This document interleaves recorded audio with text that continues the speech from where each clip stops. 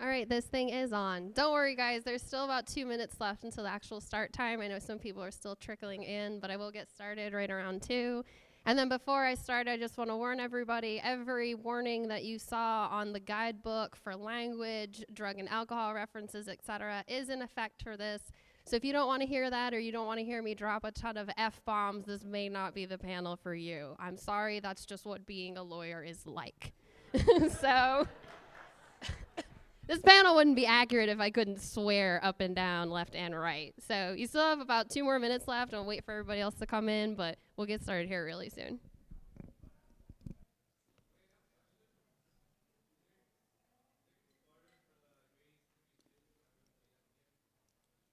Well, that is actually a really great question. There are some very mild spoilers, just for reference before I start.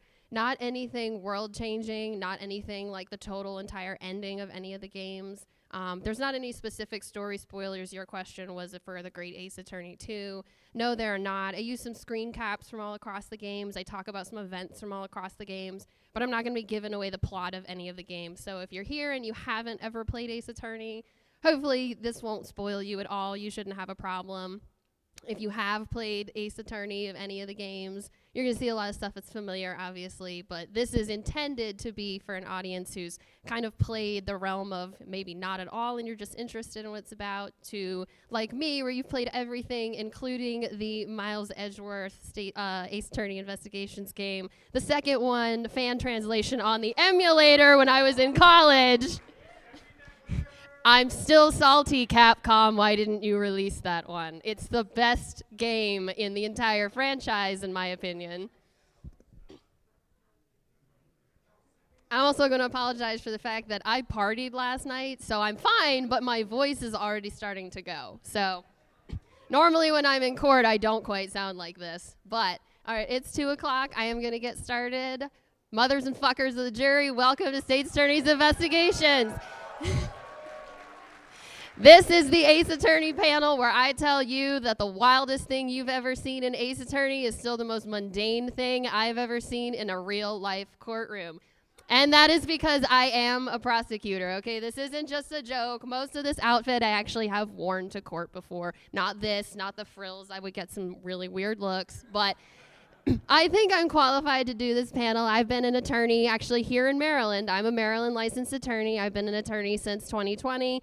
Imagine starting your career during a pandemic was not all that great. I've been a prosecutor for, let's see, in May of this year, it'll be about 2 years. I do all kinds of things, far more than just what we see in Ace Attorney, obviously. I have handled cases from domestic violence, protective order violations. I've done assaults, harassment, stalking, even as much as sex offenses. I have handled felony cases, violations of probation. You name it, it's in the criminal justice system. I probably have some experience with it. I do a lot of traffic matters, especially DUIs, serious things like that.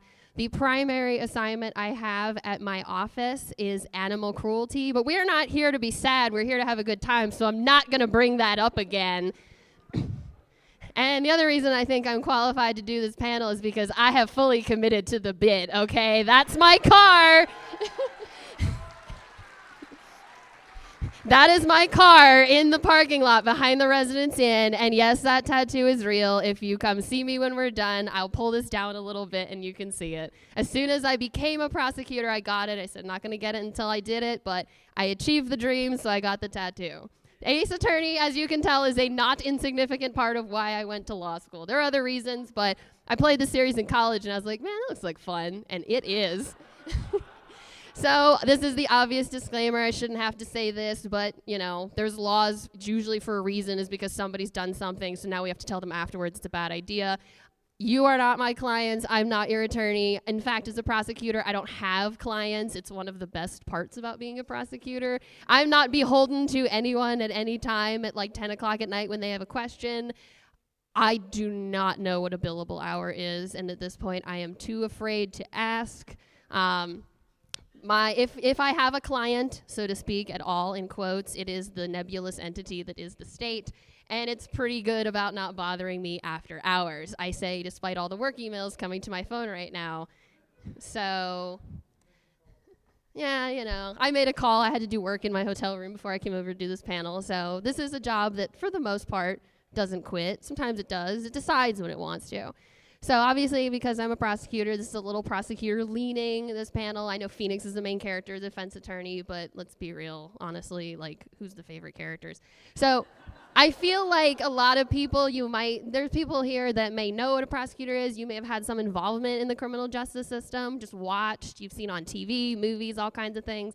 But I think a lot of people might not know exactly what like a prosecutor does. What's my role? What's my job? What's my purpose? Why do I do this job? We are not all Manfred von Karma, okay? The goal is not to send everybody to jail or find every defendant guilty. I don't know what my win-loss record is. I don't care.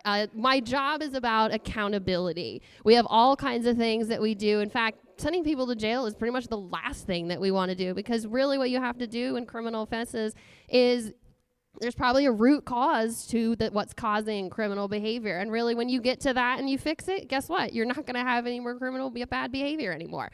We do all kinds of things like alternative sanctions. Here in Maryland, we have something called probation before judgment, where if you don't really have a record at all, you can be put on probation instead of having a conviction. As long as you do it successfully, it's never going to be on your record, and it's never going to have as big consequences as it could. We do things like anger management, abuser intervention, parenting classes, evaluations for treatment if we think that you need it, community service, counseling, mediation, anything you can think of. Try to get to the root of the problem, because what we want to do is prevent further problems. On the other hand, if you kill someone, I'm sorry, do not pass go, do not collect $200, go directly to jail. That's generally what happens. Another thing people might not know is that prosecutorial discretion, that may be a thing that you've heard before. That is where the feelings or wishes of a victim in a crime, if the crime does have a victim, are given great weight, but they do not control. A case is put on my desk. It is mine. I decide what to do with it. I don't prosecute cases that I can't prove beyond a reasonable doubt. If I see that there's a procedural or constitutional flaw in the case, I get rid of it right then and there. And really, the quote that I have up here, this is from a Supreme Court case from 1935, Berger. If you're a prosecutor, everybody knows about this case, because this really, what I took an oath on to do this job, is what the point of the quote is. So you have up here at the beginning, it says, in a criminal prosecution, it's not that the prosecutor shall win a case, but that justice shall be done. I had to take an oath on that. That's not my job. My job's not to get people convicted. It's to do justice. If I lose a case, I probably lost it for a reason, and I have lost many. And then the bottom here is, while you may strike hard blows, the prosecutor is not at liberty to strike foul ones. It is as much my duty to refrain from improper methods calculated to produce a wrongful conviction as it is to use every legitimate means to bring about a just one. And you know what that means? It means Manfred von Karma took one look at this case and was like, nah, brah, no way. Absolutely not. Hey, we're going to dunk on him one more time. He can't read. He really was like, nah, fuck that. I don't need that shit. IS-7, he's going to learn his lesson? No. So this is a very succinct summary of Manfred von Karma as a character, but you can also very succinctly summarize Ace Attorney's judicial system as a whole, because the game actually does it for you. Yeah, that's it. This dialogue from Turnabout Big Top 3-3. Yeah, sometimes it's great, sometimes it fucking sucks. So we all know what Ace Attorney is. Even if you haven't played the games, I think most people get the idea. Phoenix Wright defends his client from murder charges that, usually turn out to be really wild or really batshit. What most people, I think, don't know, and kind of the point of this panel, is there's a lot of nitty-gritty details in real court systems. There's a lot of procedures, there's a lot of rules we have to follow. Capcom obviously makes this game. It's in Japanese, based on the Japanese legal system. But what's unique is when it comes here to America, it has to be localized to something that we understand, our constitution, our laws, etc. So the localized version of Ace Attorney ends up turning into this mishmash, like kind of two different legal systems. They're trying to hodgepodge together in a way that's entertaining, but like also makes sense, that we can believe, okay, like at least some part of this game is realistic. So if you want to know how screwed up Ace Attorney's court system is, you have to know what the foundations of a real court system are. And one of the big things you have to ask yourself is this question. I have asked myself this exact question at least once, if not 50 times, playing any one of these games. I have asked myself this question in real life courtrooms. I went to law school in Pennsylvania, specifically Drexel in Philadelphia. You want to know what those courtrooms are like? And now I practice here in Maryland. It's a totally different ball game. This is 100% true to life. So I am not talking about Phoenix's bicycle versus Edgeworth sports car here with this slide. You want to know how you get a case to court? Well, you have to start at the foundation, which is this. Either a case is indicted by a grand jury or charged at the commissioner. That's what we call them here in Maryland. In Pennsylvania, they call them magisterial district judges. But once a case is charged, what happens next? Well, the court has to have jurisdiction to hear the case. And that's composed of these two things, subject matter and personal. So jurisdiction just means, does the court have authority over the parties and the power to hear the case? This is really law school 101 type stuff. This is foundational. It's one of the first things that we learn in school. Subject matter jurisdiction means, do you have the correct court for your case? For example, if you're going to get divorced, you're not going to go to your local federal courthouse. That's not what they handle. They don't do that. You're going to go to the state court. You're going to go to your local circuit courthouse. Personal jurisdiction means, can the court exercise control over the defendant? For example, if I am in Pennsylvania visiting my law school friends and someone commits a crime against me, I can't go home here to Maryland and then say, okay, I want a case prosecuted. Can we do it here? I'm lazy. I don't want to have to keep driving to King of Prussia. Like, that's not how it works. The county where the crime occurred is where the jurisdiction is. That county has the authority to prosecute the case. There are some crimes that are continuing, I would call them. It depends on the state, depends on your laws. Here in Maryland, for example, theft is a continuing crime. So if you steal a car in Baltimore and then you drive it all the way down the shore to Ocean City, yes, down the shore, I'm from New Jersey. If you have a problem with that, I don't fucking care. So if you steal a car in Baltimore County and then you drive it to Worcester County, you can be prosecuted where you stole it, where you ended up with it, or any of the places that you got caught on the way to where you're trying to go. So generally, as a general rule, crimes, the jurisdiction is the county where the crime happened. So if you don't have either of these elements, if you only have one, the court does not have jurisdiction. Sorry, Phoenix, your case is in another courtroom. So one of the interesting things that they actually do get really accurate in the games is when you look at the Japanifornia, it's always the LA District Court. And apparently that courthouse has like 3 courtrooms, and I don't know how they fit everybody in there. And everything happens. All the murder trials, that one weird civil trial from Spirit of Justice, it all happens in the LA District Court. I looked it up. In California, their superior court is the trial level court, and it literally says all criminal and civil trials are done in the superior court. So that is actually accurate. It seems ridiculous, but yes, some courthouses, they do everything. Here in Maryland, it is a little different. I checked. There are 36 trial level courthouses in LA County. Compared to Baltimore City here, there are 5. So Phoenix is either going to a lot of different courthouses, or he only takes cases that he can bike ride to. I really think that's what he does. And here's why this doesn't take place in Maryland, because we have multiple court levels, and I'm not going to go through all of these, obviously, but you can see there's a huge difference in the district court, which is where I spend most of my time. There are no jury trials. There's only certain stuff that we can do. Circuit court, your major cases happen there. There are jury trials. And then it gets even worse because there's actually a set of offenses that are concurrent where you can just kind of pick whichever one you want and you can do it there. So this is really complicated, and frankly, it's kind of good that they set it in California because that's less we all have to think about. So now that you have what courtroom you're in covered, what can you do while you're in there? Well, you can walk in and you can make this face. Because I'm telling you, the first time I walked into a courtroom and I had to run a district court docket of 30 cases by myself, that's what I looked like. Sometimes I still feel like this. Like, it kind of just depends on the day, the cases, the witnesses, the judge, the bailiffs, like who's behaving. It's a whole hodgepodge. So this whole just kind of lasts forever. So what are you supposed to do in the courtroom? Well, you stand when you're talking to the judge unless you're told otherwise. Obviously, you can't talk over or interrupt the judge. You address the judge as your honor or judge. You do have to be quiet. When I was in law school in Philadelphia, in Pennsylvania, they still use stenographers. So there's still someone who is sitting in the courtroom going like this.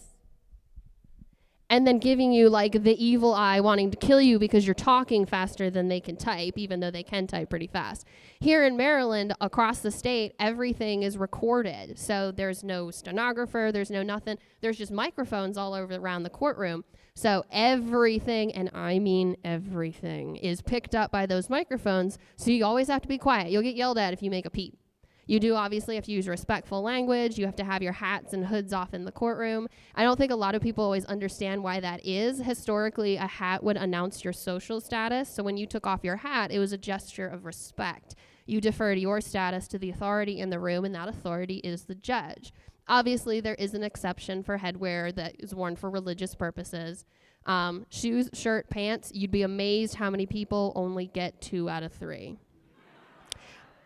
I know 2 out of 3 ain't bad, but it's not going to cut it when you're trying to come into the courthouse. You have to have all 3 of these. I promise you. You don't want to see what happens if you don't. And you do have to turn your phone off. This does not apply to the lawyers. Sorry, I get like 30 emails a second, so I do have to be able to look at my phone. This is actually a picture I took before I started a docket in court. The bailiffs decided to have some fun with their usual announcement about what you're having your phones out. So I guess this is what they were going to do to your phone on that day if you took it out and they caught you with it. So now that you know what to do in the courtroom, what are you not allowed to do? Well, the list is everything anyone ever does in Ace Attorney.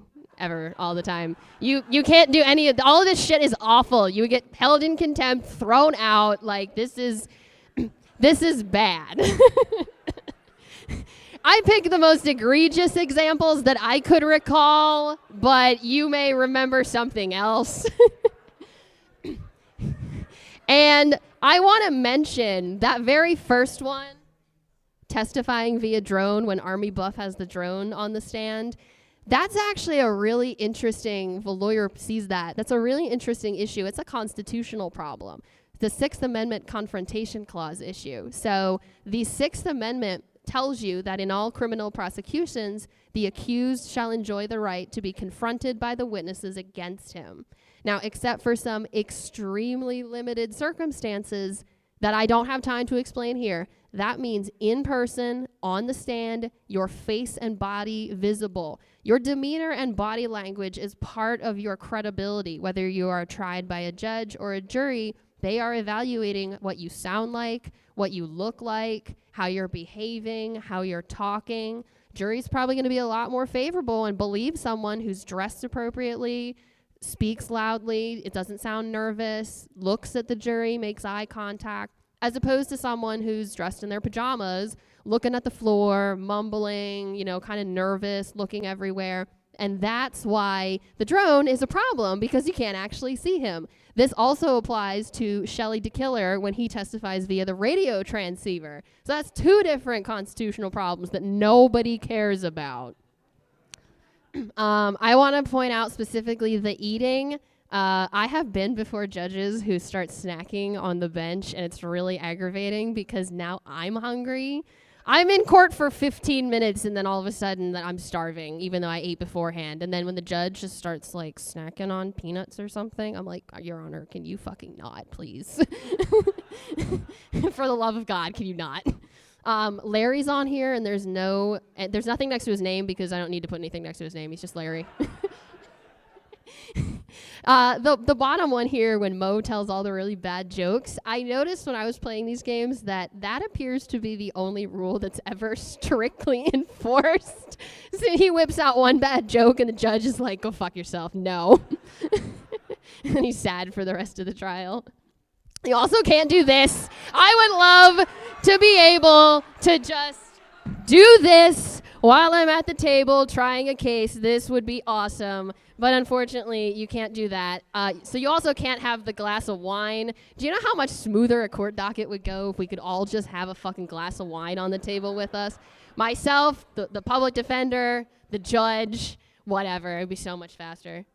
You can have a cup of coffee or something with you on the table. You just can't throw it at anybody, obviously.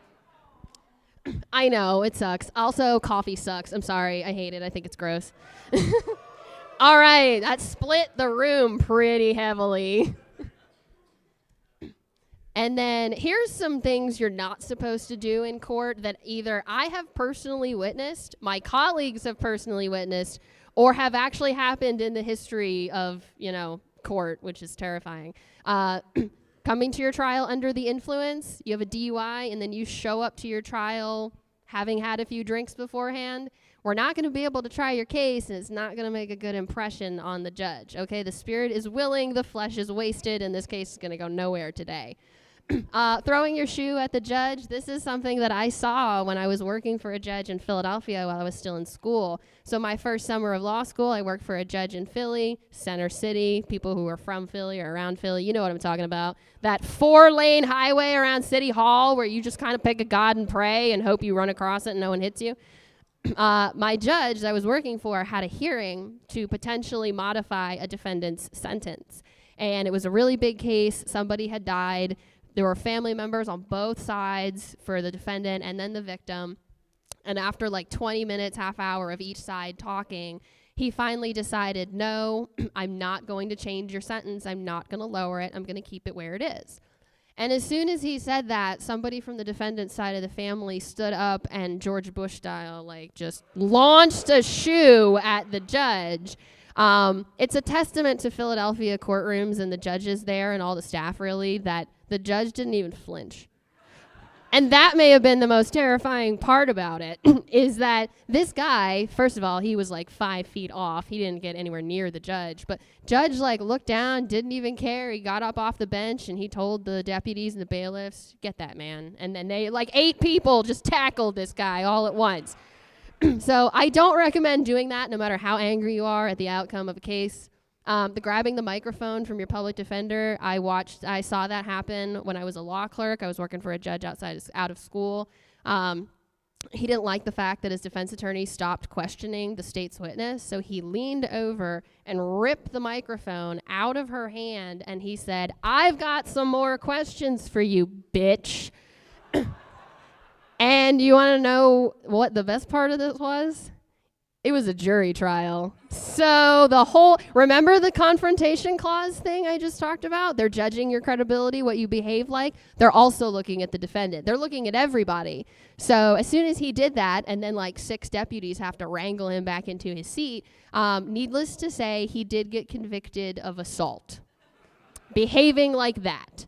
I've seen people get mad at the bailiffs, take a swing at him in the hallway or something. The bed bug cockroach infestation thing is also unfortunately real. In the last 6 months of 2023, we had someone come in personally infested at least 3 times. That shuts the whole building down.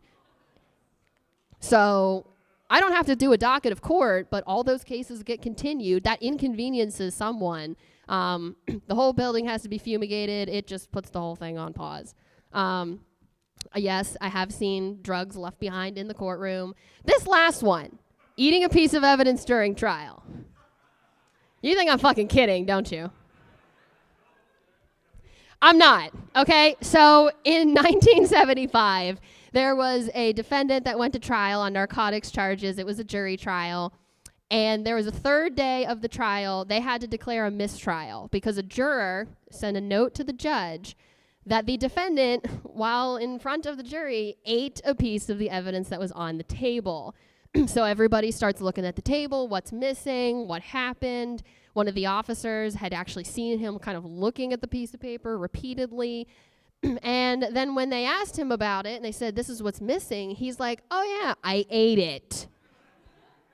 So they had to declare a mistrial, which means basically you just Control-Alt-Delete, reset, everything that happened the first time doesn't matter, and you do it all over again. He was retried, he was found guilty, and it's interesting, this is a legal concept, is consciousness of guilt. So they were able to tell the next jury, we had this piece of paper we were going to show you, but we can't because the defendant ate it, and then you can do with that information what you will.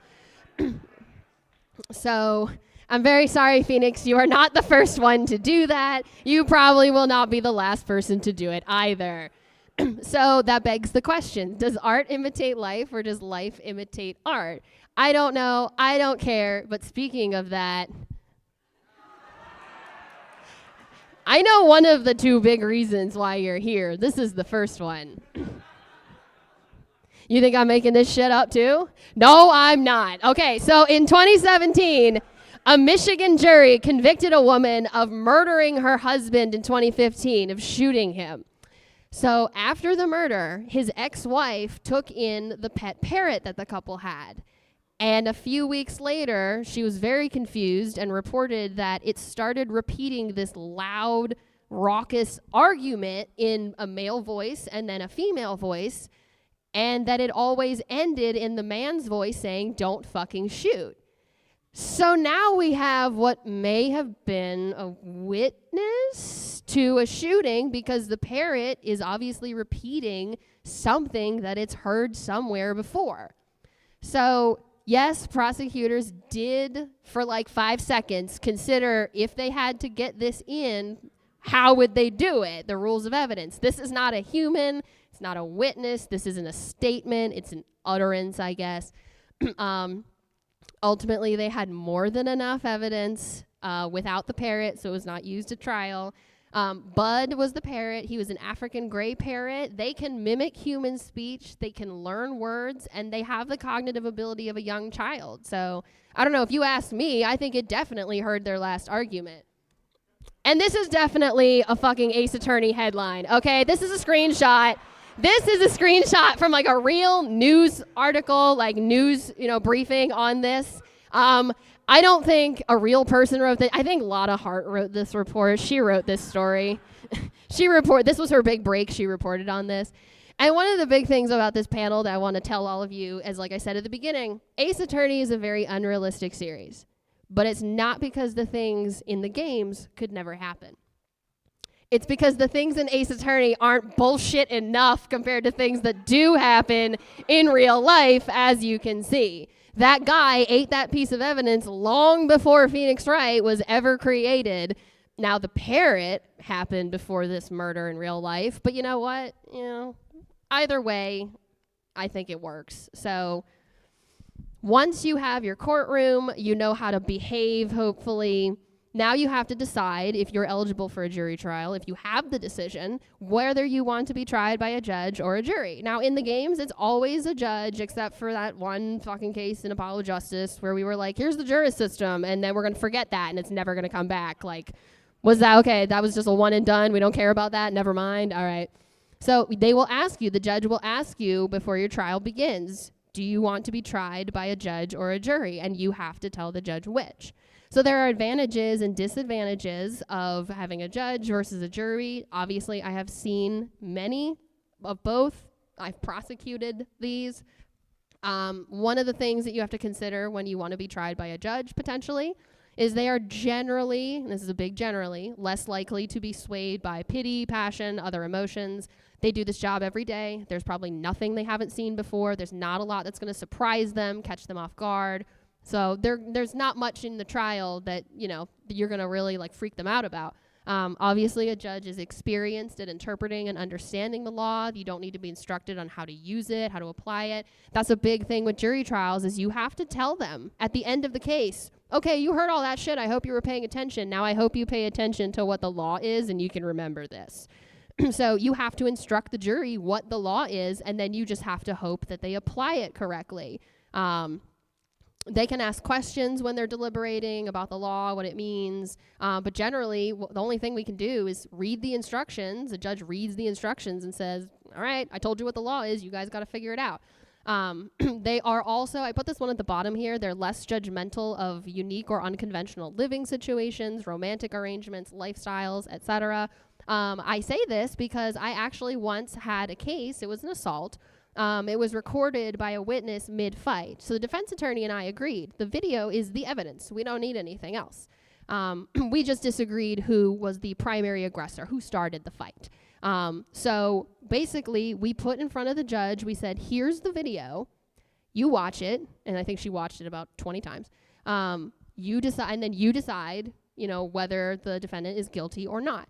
And the reason that we did this is we didn't want to put this in front of a jury because the parties were in a polyamorous relationship with multiple children. We were afraid that the jury might not be open-minded enough that they could effectively make a decision without that clouding their judgment. And that's not fair to the parties. That's not fair to the defendant. That's not fair to the victim, the witnesses. That's not fair to anybody. So the goal is always to have an impartial jury that's not swayed by prejudice or pity, but we're all human, so obviously juries are far from perfect. So that's why it's a tactical decision sometimes about how to try a case or to try a case at all, because you do have these things to consider. These aren't things that I can just assume the jury will be fine with or they'll be able to get over it. They're asked questions in voir dire about prejudices, biases, anything like that. And they may say, no, I don't have any issues, I'll be fine. But you never know for sure because you're not in their head. And on the other hand, I mean, sometimes the judge is just a little guy and like maybe you just want your case decided by a little guy. None of these judges are accurate at all. The classic regular judge is the most accurate as far as the robe, but I don't know why it's like a crop top robe. I don't know if he's like going like wading in the pool afterwards or whatever. I don't really know why he needs that. The second one is the Renaissance Festival judge. Okay, he came from like a really good game of D&D.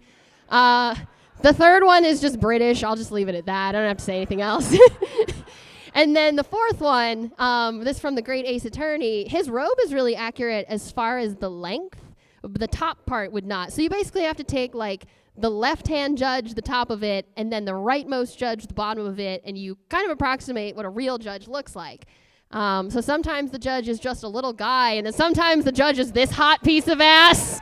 Okay? Lord Chief Justice Strongheart, he's green, looks like a tree, tall enough, I'll climb it, I don't care. I will even forgive him for being British. He gets a pass. When he came out at the end of one of the games, I was like, Jesus, like, how am I supposed to do this? Yes, Your Honor.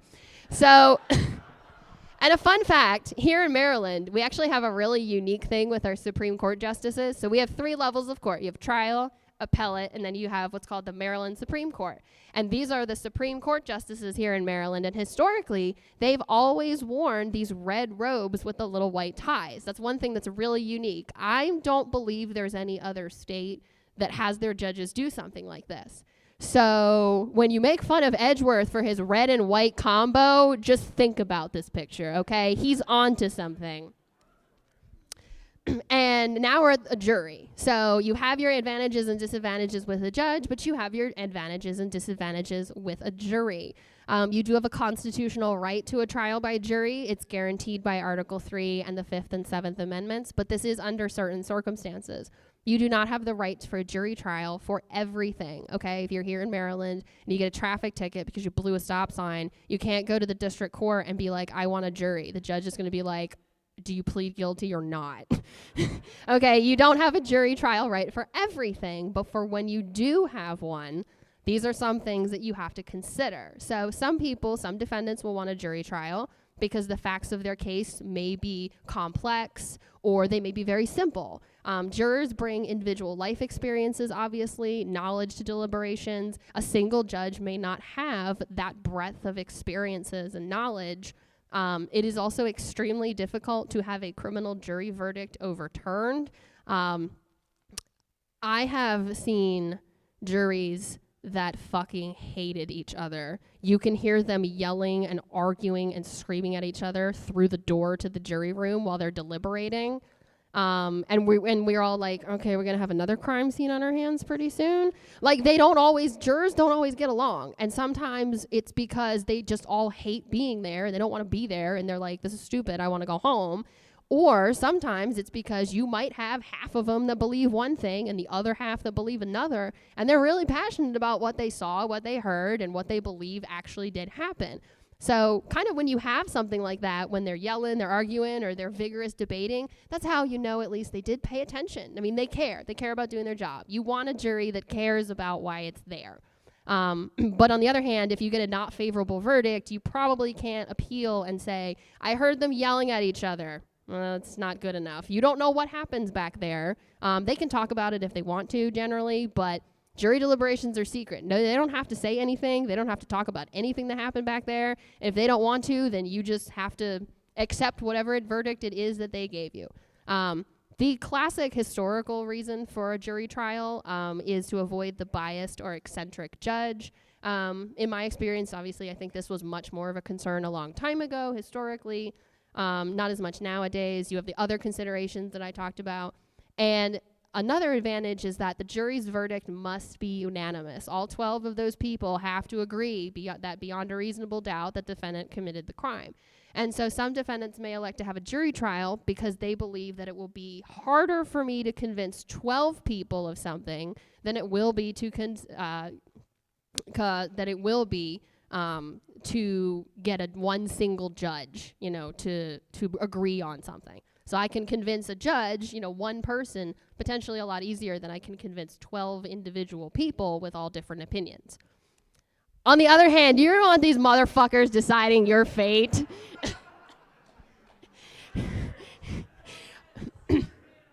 Okay, the guy on the far left in the top hat with like the blonde facial hair. I mean, he looks like he's paying attention. He looks relatively fine. The maid is not paying attention at all. She's really bored. I don't know how the guy with the knife got in. I don't know why he hasn't been thrown out. He just sits there and flips it the whole time, and I'm like, why do you let him have that? Like, he's gonna get bored enough, and he's gonna turn around and just go like this. You have the lady who's typing on the typewriter infinitely not paying attention. You can't really see it on the slideshow. I can see it on my computer. I'm pretty sure the guy in the green, his eyeballs are not facing the same direction. So, and then I think grandma at the end hears like every fourth word that you say. So, I mean, you get to choose. Do you want the British guy or judge, or do you want these people? So this is another thing you have to consider. I personally would probably just melt into the ground either way. So you have your courtroom, you know how to behave, you've decided who you want to try your case, and now you have to put on evidence. So what is evidence? It's very simple. This is the definition. It's everything that you have that indicates whether something is true or valid or maybe not. So you see all kinds of things in Ace Attorney that are evidence, animals sometimes, whatever. I didn't put animals on this list because I've never had, a live animal have to be in court, or anything like that. But evidence can literally be anything. Anything you can think of, whether it's tangible or not, could be a recording, anything like that. It could potentially be evidence. For example, I have a coworker who had an assault trial that involved a machete, and you bet the jury saw the machete, and you bet he had it in his hand at one point during closing argument. Whenever I have DUI cases, if you have the drink in the car, the police are absolutely going to photograph anything that's in the car if you're drinking. So photographs of things, even if it's not the tangible item itself, a photograph of something could be coming in as evidence, to prove that the item was where I say it was. The best example that I can recall of this is that I had prosecuted a DUI once where the defendant blew a .34, okay? Don't do that. Any of us in this room will probably be in a coma or dead. I say probably just because, I don't know your lives. But it's MAGFest, who knows? But he was drinking in the car, so I had the photographs of the drink in the car. And I looked at the photograph and I was like, really? Mad Dog 2020? Really? I think it was the red one too, which I think is the most disgusting of all of them. But I was like, really, buddy? So first of all, don't ever get a DUI. It's awful. Don't do that. But second of all, really? Mad Dog 2020? I was a little disappointed. So how do you get your evidence into court once you have all of it? Well, you have to follow the rules of evidence, which I was pretty surprised when I played the games and they actually one time in 7 mainline games, no, 6. See, I'm praying for a 7th, Capcom, please. Once do the rules of evidence actually come up in this series. There are only 2 of them, and they don't make any fucking sense. Rule number 1, I don't know what that means. The police department does not control what evidence I put on at a trial, okay? I am the prosecutor. It's my discretion. I decide what evidence is necessary to proving a case, not anybody else. The second one is interesting in that it is like kind of correct. Relevancy is a very important part. Obviously, you can't submit evidence in a trial that has nothing to do with the trial. So, in a DUI trial, I obviously can't bring up, maybe a photo of the defendant's house. What does that have to do with the DUI? It has to be relevant to what's going on, but the way they word this just doesn't make any sense. It's like, well, if it's not approved by the police department, you can present it if it's relevant. So then why the fuck does the police department have to approve it? This doesn't make any sense. Meanwhile, there are 62 rules of evidence here in Maryland. No, I don't have them all memorized. We have books for this, obviously. We have books for the evidentiary rules we can take into court. We can print things out. Not all rules are applicable in all cases. I'm a prosecutor. Do you think I know what the fuck presumptions in civil actions means? Absolutely not. I don't think I've even looked at that portion of the rules.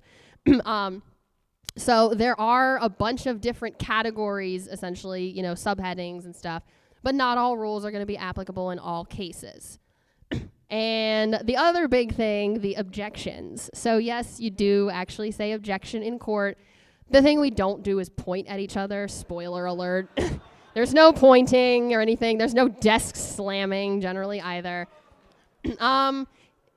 Sometimes when you object, it might be a little more vigorous than another objection. If you're really irritated, the attorney's asking the same objectionable question over and over and over again. And so sometimes I'm just a little louder every time I object. But an objection is a formal protest that an attorney raises because they want to prohibit testimony or they want to prohibit the introduction of some type of evidence because they believe that evidence or that testimony would violate the rules of evidence or some other procedural or constitutional law. So the judge, after a party objects, if the judge knows right away why you're objecting, it might be very obvious. They can either rule on it right then and there. If the judge may not be very clear about why you're objecting, they may ask, counsel, can you explain why you're objecting? And then after that, the judge will rule on whether to allow the objectionable content, so they overrule the objection, or to exclude the objected to content, which means the objection is sustained. So objections protect the record. They preserve issues for appeal. That's their purpose. So there's a lot of things in trial that an appellate court is not going to look at if you don't object to what you believe is a mistake when it happens. There are a few things, again, I don't have time to talk about them here, that can be brought up on appeal, whether you objected to them or not, and they can be brought up at any time. But for a substantial amount of things, if you believe a mistake has been made, you got to catch it right then and there. You can't look at the transcript of the trial afterwards and then point out all these mistakes and then write them all up into appeal. You have to be on your toes. You have to object when they happen. That's trial advocacy is such a huge, important part of law school classes. So you have to be able to think on your feet. You have to know the rules. So you have to know right away when something is objectionable or not. I can't do this. If the judge says, counsel, can you explain your objection? And I just go, well, I don't like it. The judge is going to be like, get out. The judge is going to say, overruled, and give me a really dirty look. So you can't do what Edgeworth does where you're like, I'm going to object, and then I'm going to come up with the reason why afterwards. You got to know right then and there. You can't just make it up as you go along. As I said before, we do not point at anyone in the courtroom when we object. We don't point at each other. We do not point at the witnesses. One interesting thing about Ace Attorney that in my experience, now this may be true in another state, who knows, but in my experience in both Pennsylvania courtrooms and Maryland courtrooms, I have never seen a courtroom where the attorneys face each other. That is really weird to me. That's really unique to these games.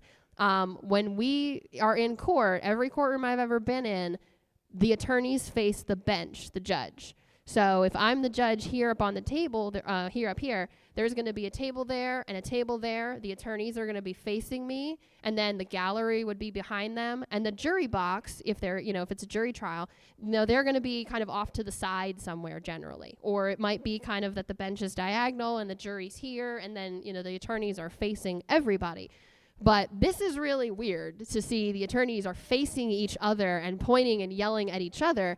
I've never seen a real courtroom where that happens. Now, one thing where you might see some pointing or gesturing is when witnesses may point. They may identify the defendant in the courtroom. They may identify someone else.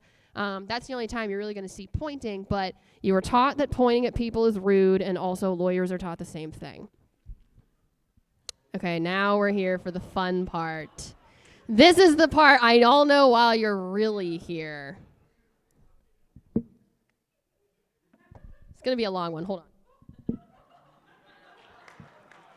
This is water, I promise. After the panel, this might be something different.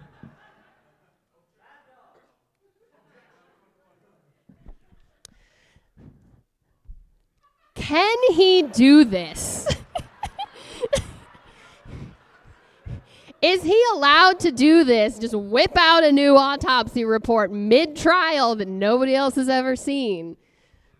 This is like the classic thing that if you ask anyone who is a lawyer, if you show them Ace Attorney, I know there's various YouTubers that have reviewed the games. I really enjoyed Legal Eagle, YouTuber. He actually reviewed an episode of Ace Attorney. He reviewed, I think, like one of the first couple episodes.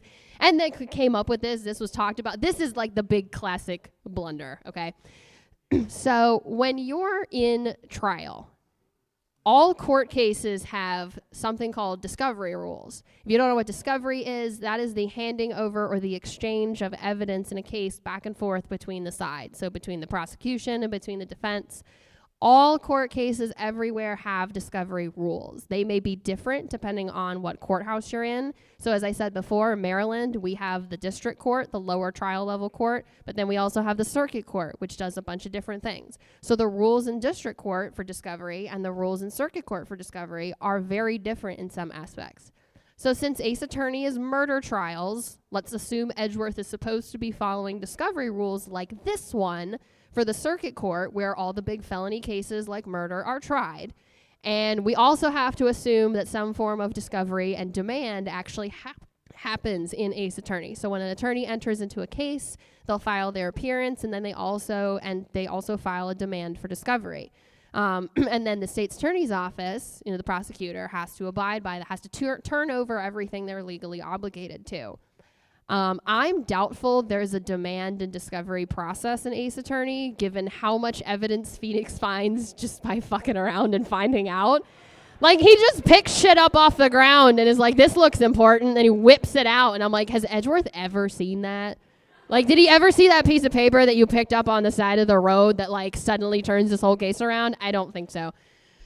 So this discovery rule, this is the real discovery rule here in Maryland. So without the necessity of a request, the state's attorney, the prosecutor, has to provide to the defense. There's a whole huge list of things, but number 5 is exculpatory information. When exculpatory means that the material negates or mitigates the defendant's guilt or punishment as to the offense. So if I have information or evidence in my possession that makes it seem more likely that the defendant did not commit the crime, or there's some ambiguity, that is obviously exculpatory. That's information I have to turn over. And it doesn't matter whether that information is admissible at trial or not. I'm going to say the updated autopsy report here is exculpatory because it does directly contradict Red White's testimony later in the trial about Mia getting hit twice. So that's something that works in Phoenix's favor. That's exculpatory. And one of the things, again, in the rules, one of these things that the state has to turn over is expert reports, statements. Obviously, an autopsy report is something done by an expert. That's an expert report that obviously has to be turned over. And there's a continuing duty to keep turning over things that you have to as you acquire them. So each party is under a continuing obligation to produce the relevant material to the other side. And then if you get something new later on to supplement, you also have to turn that over promptly. There are sanctions for violating discovery rules like this, and it depends on the severity of the violation and the timing.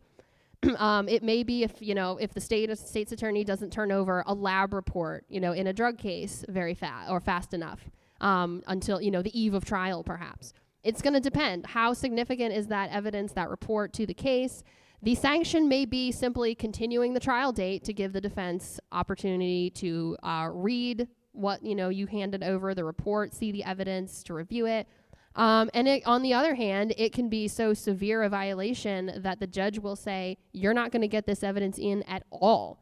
And even if it's the smoking gun to your case, if you don't turn it over properly, it's not going to be admitted. That's something generally that the judge has discretion to decide. Discovery violations are also things that affect an attorney's license, again, depending on the severity and the timing. So if you pull a Manfred von Karma and you straight up just hide evidence that you don't want the defense to see because it makes your case bad, 1 million years dungeon. Why did that man have a license for 40 years? He should have been nailed on the very first one, okay? The suppression of exculpatory evidence by the state on its own is a personal, professional, and ethical problem. So not only does that have consequences at trial, but it can have consequences for the attorney whose fault it is. So again, I'm going to ask you, why the hell wasn't Manfred von Karma in jail a long time ago? He got the results that morning before the trial. I think he had the time to disclose them. I think he could have texted Phoenix on his little like Nokia brick phone and been like, hey dude, you want to see this? Like, sometimes when I get a new report or something like that in, I'll just email the public defender or the attorney, whatever, for the case and say, hey, I got this in. Here it is. Like, it's not that complicated. I don't know why he's making this so complicated. And this directly ties into an actual case that we learn in law school. This is huge. I learned this in law school. Again, congratulations, Maryland. You're on the forefront of so many of these stupid legal issues that come up in this game. First, the eating the evidence, and now this. So Brady v. Maryland is a significant foundational case as far as evidentiary law, that when the prosecution suppresses evidence that's favorable to an accused, even if it has been asked for, and that violates due process, where the evidence is material to guilt or punishment. It does not matter whether it's good faith or bad faith of the prosecutor. When you suppress evidence that's favorable to the accused and it's material to guilt or punishment when it's been requested, that's bad. So at this point, I even think Edgeworth's in Brady territory right now. And Turnabout Sisters, the very first time, 1-2, when he does this, that updated autopsy report, as I said before, is exculpatory. It directly contradicts White's testimony later. It shows he's lying. And so you have to think, what if Phoenix was a really shitty defense attorney? You know, he needed Mia to tell him to turn a fucking receipt over. But what if he never even brought the original autopsy report up? What if we hadn't even gotten down as far the line of questioning that he did? Would Edgeworth have revealed the updated one? Or if Phoenix just kind of stopped at the autopsy report and went on to something else, would he have been like, all right, well, guess I don't need to tell him about the new one? That is what we call in the field a Brady violation. So when you're in doubt, send it out. That's the policy of 99.9% of offices. It's my office's policy. You have an open file policy. The defense can come and inspect anything that we have. I don't care. You're going to see it at trial anyway. Why do I care about surprising you? This case is also really important because that is how we know Von Karma didn't read this one either. You think he would have learned after IS-7, but no, he did not, okay? He can't read. He didn't read this one. He didn't read Burger. He just doesn't fucking care. So we've seen a lot of egregious bullshit in Ace Attorney, the life of playing the games. You played as many of them as you have. Whether you've played one, whether you've played all of them, whether you've kind of just heard about Ace Attorney, you know all the weird shit that happens in these games. So I am at the end of my presentation, and I'm going to tell you about the most bullshit one in the entire series. This kept me up at night after I played it. This pisses me off. This makes me really mad. At the same time, I love Edgeworth. He's amazing. Like, I probably could even forgive him for this. I'm not going to explain this because I need another 2-3 hours to do it. But what the fuck is going on here?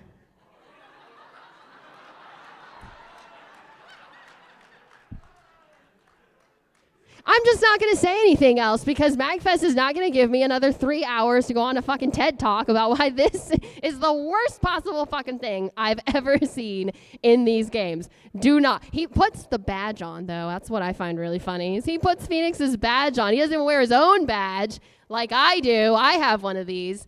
But he does put Phoenix's badge on. So I'm like, okay, it's not as bad as it could be. But, like, who approved this? If you played Investigations, his spinoff, I'm convinced the prosecutorial investigation committee is a fucking joke because they should have been on this one too. This is Bridge to the Turnabout. This is 3-5. This is the last case of the third game. It is actually probably my favorite case in the entire series, aside from 1-4. But yeah, so congratulations. We all made it to the end of the presentation. And yeah, sometimes after a really grueling particular trial, we do actually celebrate. Now, it doesn't matter what the result is. Honestly, sometimes it's just about the fact that it's done.